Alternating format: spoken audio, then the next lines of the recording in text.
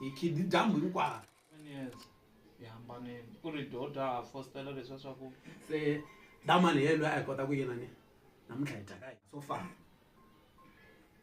a ta humesa ni mati swi normal a hi na ngoma ni yi tivaka no hleketelela na ku n'wimeni basile ya chavuke ti-information tin'wanyana leti lavaka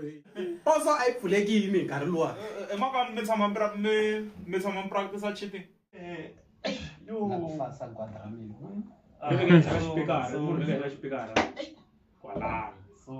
boheka ku tsutsuma na movha liya ivi hi xa mundzuku nampundzu loko se ni khe ni lava ku ya ni xikolweni nga endla archer siveri a ti na archer ku na leti nga va byela ku endli na archer